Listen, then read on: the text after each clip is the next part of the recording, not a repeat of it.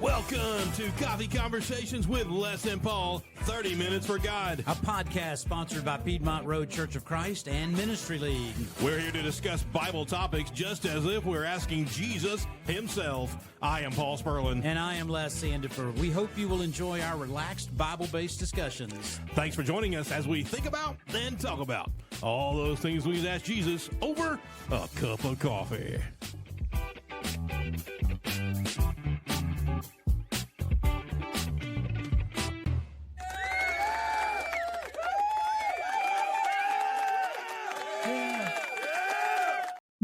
Welcome to Coffee Conversations with Les and Paul, 30 Minutes for God. Wait, they've already had that. I know, but I love doing it. I'm lip syncing it as we go through there. We've been doing this a long time. A long time. About two years? Yeah. Been doing it 2 years? Something 2 like years? that. Yeah. And so It feels like 22. And everything's changed. It does. And everything's changed. We've allowed graphics and video and things to kind of help us out a little bit to get us there, but the message is still clear from the Bible. And so we do hope you have your Bible with you and open it up to invite the good Lord to be a part of this conversation with us as we do each and every show, each and every week. Thanks for being with us. Thanks for being with us here live here Wednesday afternoon. Les, what you got? Do you remember when we just recorded it? I do. There was no visual. And we're trying to figure out what's next. Yeah. And there was nothing. Nobody was looking at us. Nobody was looking at us. And now they're we're looking live at us. And they have the opportunity to They do look at us and chat with us. Mm-hmm. So that being said, We have moved up. chat with us. Yes. Say something. Yes. Be a part of the conversation. Come join the conversation. That's right. We're still talking about family. Tell them what we're talking about today. We're going to talk about balance in your life between church family and physical family, and kind of the really the idea of what that means. What do you prioritize? And generally, this will probably be a show not as focused on a specific scripture or two. The general principles applied of what God wants from us, though. Mm-hmm. I mean, we're not separating ourselves from the Word of God because it's the Never. foundation for the conversation. Gotta have it. But we're not necessarily going to point you to a scripture text for today, but just kind of talk a little bit about this concept. Mm-hmm.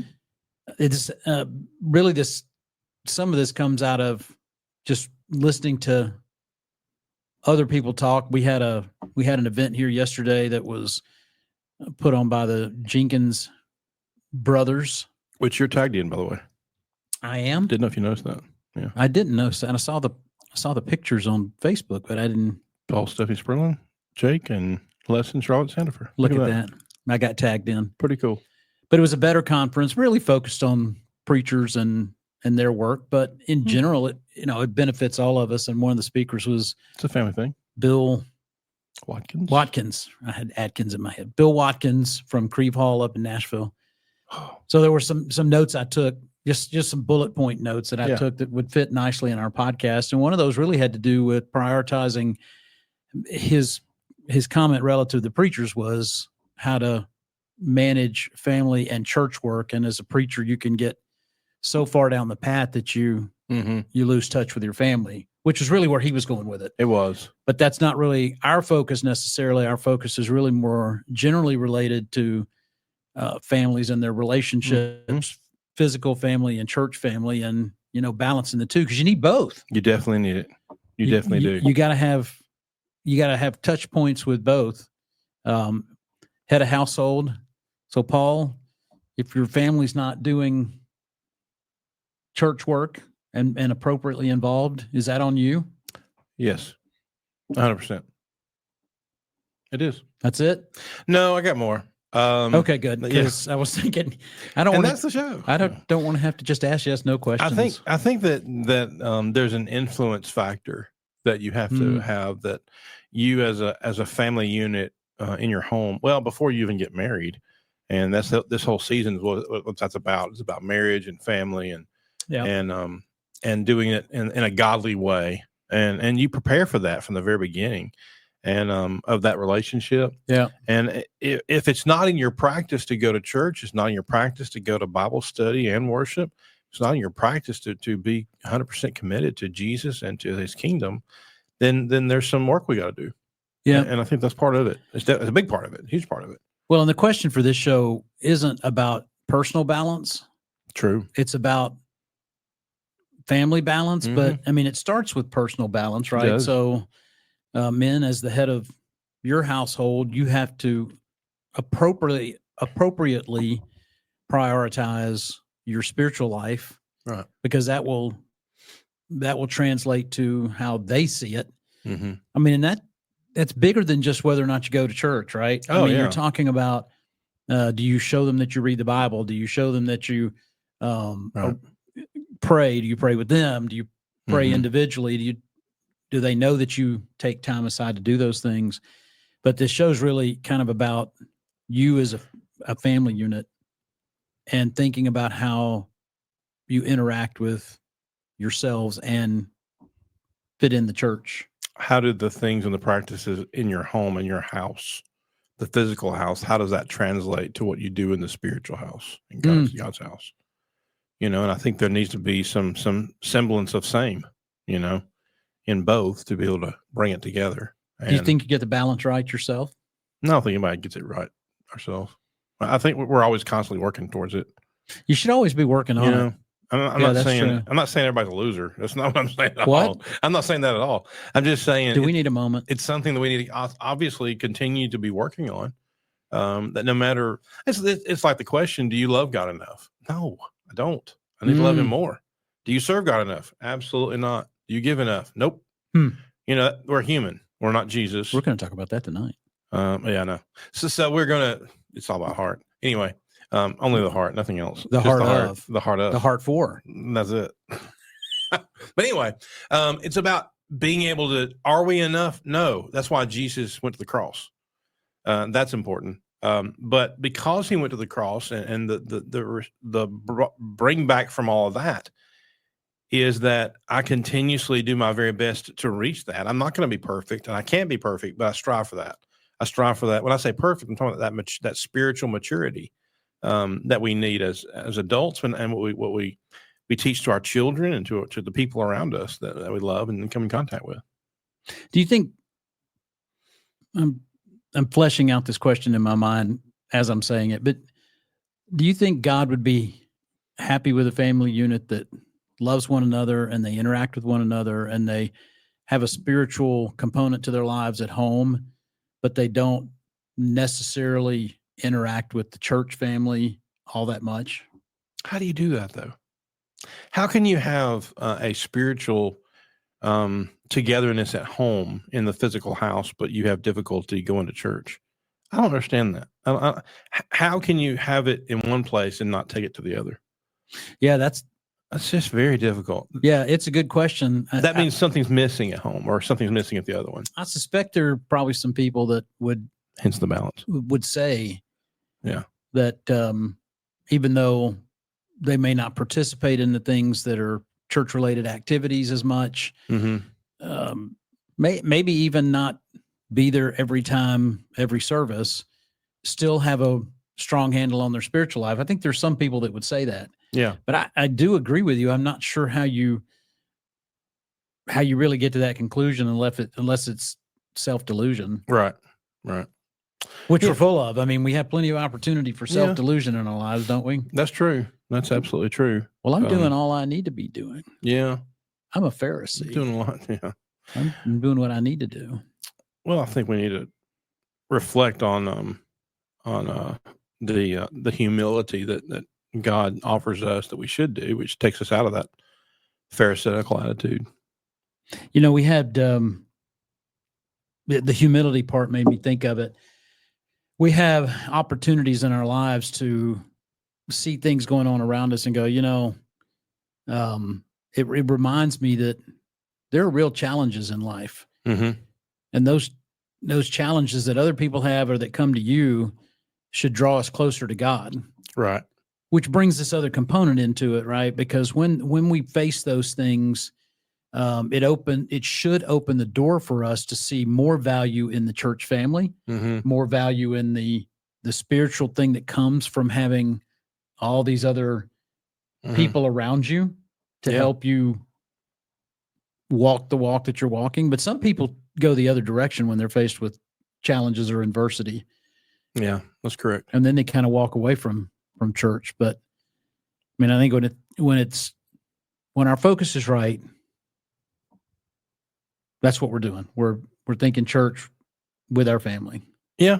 And you want it to be together. That brings harmony to both sides. If you practice in that way. Yeah. You go to Micah chapter 6 and verse 8. Yeah, I was curious what you were looking at. He's told you, oh man, what is good? And what does the Lord require of you but to do justice, to love kindness, and to walk in the humility of God?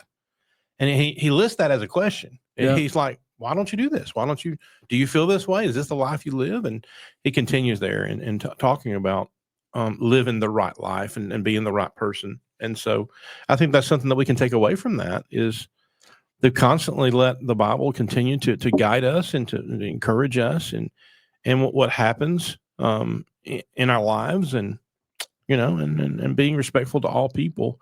Another part of it, we haven't talked about this at all, is within the family at home, but also within the family at church. And James talked a little bit about the favoritism thing, but love everybody, be there for everybody. Yeah. Respect everybody. Have your arms open, as Micah mentioned, have your arms open to the humility of God and love kindness, love each other. And so I think that's definitely something that is a takeaway on that, on finding that balance and then bring it home. Because if you have garbage happening at home, you're going to take it with you to church. So I think that helps you to filter out what's going on at home so people don't see that there. Not that you're not transparent. Hopefully you are. We aren't, but hopefully you are. And we create better better images of ourselves on both sides if we keep it the same. If we communicate that and be an open person, honest person. And that's important. Honesty is a big deal. Yep. Sure. So let's talk about the practical. Okay. So let's talk about some specific things maybe that where we can bring our whole family into this picture and really what's going on, right? Because I mean, that's what we're talking about today is just blending your physical family into your church family. So I'm really thinking of a family right now that everybody's involved in the activity, whatever that activity is. Right. So if we're going to go help somebody move, it's a family affair. Yeah. Right? Yeah. I mean, there's opportunities. Charlotte and I don't have kids, but there's an opportunity here where if we're gonna help somebody move, as an example, Charlotte and I both go, and we do that together. If we're going to whatever it is, I mean, if you need to go visit somebody that's struggling, you do that as a family unit. Sure. And now you're bringing the whole. I'm not saying this works for everybody because let's be honest, we do have lives we're living, and so sometimes the kids especially as they get older, are doing some other things. Right. But along the way, maybe there's an opportunity there to do those as a family unit, and that brings them into the church family more and more. Yeah. Not just things like having your kids be involved in the youth group, and that's their thing over there, and you're doing your adult thing over here. That's really what's going through my mind is the practical of bringing all of the family together and into that. Doing stuff together. Yeah. And encouraging each other. But within the church. Within the church, within the kingdom, for sure. And without. What do you think? Well, I think there's times, and you know this, where we just recently moved one of our members, and we weren't, and you and I were working on that, and Charlotte was there, and Stephanie and the kids weren't, but the Stephanie and the kids were there at a different time, and so we tag team a lot because of Tyler and his situation. Great point. And they're still involved. So there's things they're to still do. doing their thing. Yeah, things to do. Within the same context of what we were talking about. I mean, they're exactly same project, just not necessarily together. I'd like to take a sidebar here. I want to take a sidebar. Les doesn't. He's not ready for this. But you said something earlier, and it gets me every single time. Uh-oh. And I've got to say, I know I'm good live. Or bad? I know I'm live. I mean, it shows your humility. But let me just tell you something. When Les tells y'all they got no kids, it's almost like they're lying. I mean, they didn't, blood and veins pop one out. Let me just tell you something. The impact. I read a bio this morning. The impact this guy and Charlotte has spent in the lives of young people, and even some of them, they're older people now that they've been able to minister to. They are parents. Okay. They are, with the nieces, the nephews, and other folks' kids and grandkids, and the impact. My kids love them. They respect them. This is a church-wide thing. This is good, folks. He didn't tell me to say this. I'm just telling you. When you say that, I'm like, dude, but you are, though. You are, though. Yeah, it's fair. And folks love you for it. It's fair. They just do. Sorry. I just had to say that.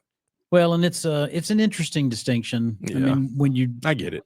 When you don't have children of your own, biological children of your own, there's an aspect where, I mean, there are times in your lives where you might have people present themselves in a way like, oh, you really can't understand because you don't have kids. That's not a thing. And we hear that a lot. Yeah.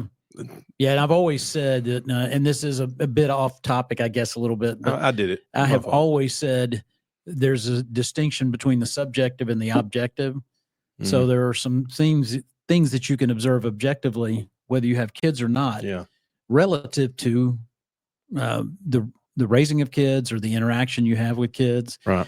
And you're right. We don't talk about it a lot, but I don't shy away from the time I spent with our young people when I was younger. Mm-hmm. So I was, not much older than them, but in my early, mid, late 20s, working with a lot of the youth here. Yeah. And you're not wrong about the nieces and nephews. I've always joked that the best thing about them is you can kick them back to the house. That's true. You send them back to somebody else. Okay, so you do get a blessing there. You can have your fun with them, and then you can go, okay, I don't have to put up with the rest of it. Go home. True. That's true. But yeah, I appreciate you saying it. Absolutely. No, it's true. It brings them more balance too, because you talk about the balance the two of you have in your home, but it's also the balance you have with everybody else you're involved with. And our life here, it's different. Maybe other congregations you deal with this too, but this church family we talk about at Piedmont Road, it's not just I'll see you Sunday. I mean, we're together all the time. Yeah. I mean, it is a family, and it exudes that. And I'm telling you, and if you're looking for a church home, I'm telling you, this is the one. Well, and it kind of felt like a sidebar when you said it, but I mean, it's like an epiphany moment just now, because I'm thinking it's not a sidebar at all. No, it's representative of the whole, because when you look at some of our young people here and their relationship to other people that are not their parents, right? Their biological parents, to adults. I'm thinking of a lady that used to worship with us. They're in Tennessee now, but she comes back regularly to visit because this is her church home. That's right. Miss Donna Blair. About the same time, I was really having a lot of relationship with some of the youngsters here. There were some of those same kids that were talking about their relationship with her when they were even younger. So they were going through that time period where they were the little guys, right? 5, 6, 7 years old, but they remember her. And that really is the thing that we're driving to, is this interrelational thing between who your physical family is and their relationship to the church family. And the impact you have on each other. That's right. Because I can tell you, as much as we might talk about the impact I've had on them, the impact they've had on me is just as significant, even though they were not my own. I had the opportunity a couple weekends ago to marry my niece, technically Charlotte's blood-related niece, but we were super close. And those are the kinds of things that blending your biological family, your physical family with your church family brings a closeness across the board. And if you can get to the older years in your life and reflect back on the relationship you've had with them or the folks that were older than you when you were younger. Right. And I'm thinking too about something you just said yesterday about how you felt about Bill Watkins, right? And his, I mean, we're more talking mentoring there, but I mean, it's the whole same thing. Yeah. We've got to blend the two. And the more you separate yourself as a physical family from the church family, the less strength you're going to have spiritually. Yeah. It's just not going to happen. So the way in which you carry yourself at home is going to reflect the way you carry yourself at church and the way you carry yourself at work and at play and everything else. And it's important. We talked about intentionality. Yeah. Carry that through everything that you do, and then you're going to find that balance. It's not going to be difficult to discover it. Not that it's lost. We just continuously work towards it to maintain those things. Yeah. So whether your kids are in the house or your kids live in somebody else's place, we still have that opportunity to make that impact in their lives. Yeah. There's a lot of kids this church that we care much about. They don't live in my house, but I want to make an impact in their life too, and vice versa. I want a lot of adults at Piedmont to be people that my kids go to and rely on. It matters, and I think that's the intentionality of love and respect and an honor to God. Because of church members and church family, and helping to raise. It's you've heard this before. It takes a community. Well, it takes a church. It takes a church community to help raise a family in the right way, and that's kind of what this is all about. The home and church. The balance we're talking about is the balance of being the same person, the same Christian, the same faithful person everywhere that you go. Yeah. And same with adults. That's right. So, I mean, we kind of segued into our children and the relationship they have with adults. But I mean, let's be honest. When our closest associates as a family, and that's mom and dad, are other Christians, I mean, that's an impact on your kids, but it's an impact on you too as an individual. It helps us stay grounded in our faith, to have that relationship. So the things we do outside of church should involve the people that are inside the building with you, so to speak, that are part of that church family. But one of the things I do outside of this podcast or church family is kind of unrelated to church specifically, because it's band related, playing instruments, a rock band, just doing secular music. It's got nothing to do with not church music. But guess what? Everybody in the band is a Christian. That's right. So pretty cool. we don't have to fight the fight of what music are we going to play. Oh, that's inappropriate. Yeah. We don't have to deal with that conversation. We don't have to, if we play live, we don't do a lot of that, but if we play live, we're not going to play at places that challenge us. So, I mean, it just keeps you together spiritually when your house is intertwined. Your houses are intertwined. Right. And I think you even said that, I mean, before we came on air, about intertwining the two. And that's really kind of what we're talking about. Absolutely. Keeping the church family and the physical family as united as possible. Right. Well, as we're about to close this down, I do want to say, and we don't do this often because it's in the intro outro, but thank you to Piedmont Road for allowing us to do this show. And thank you to Ministry League for housing our show online. And don't forget to do that. Go to Spotify, go to lifeinchrist.com and ministryleague.com and find out all this information. But do we want to, as we close out, plug the upcoming season? Go ahead. We're going to have a couple of more episodes to come in August, and then we'll take a break towards the end of August, just probably a week. And then come September, we're going to start a new season, and we're going to roll into our third season together. And the topic's really going to be pretty straightforward, navigating Christianity in today's world.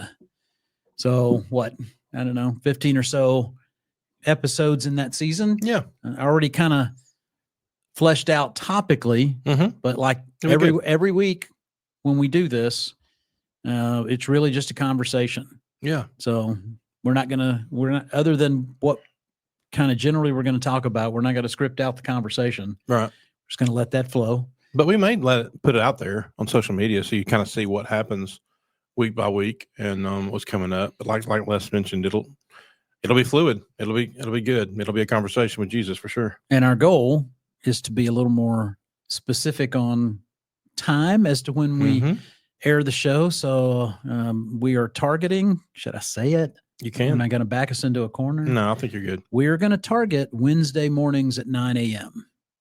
for our air time. Is that right? Yeah. Are you? It depends on if we get here at 9.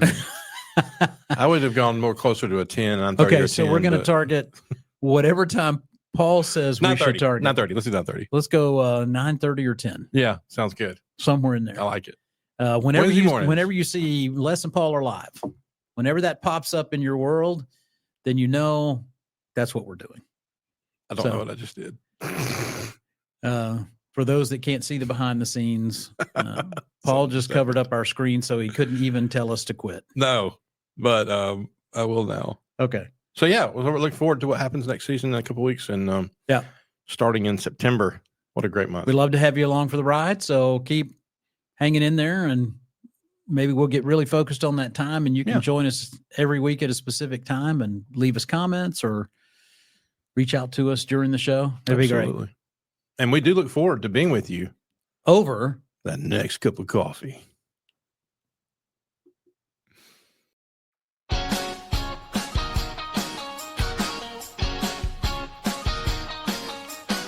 Thank you for watching Coffee Conversations with Les and Paul, 30 Minutes for God. For Les Sandifer, I'm Paul Sperlin. This has been the show.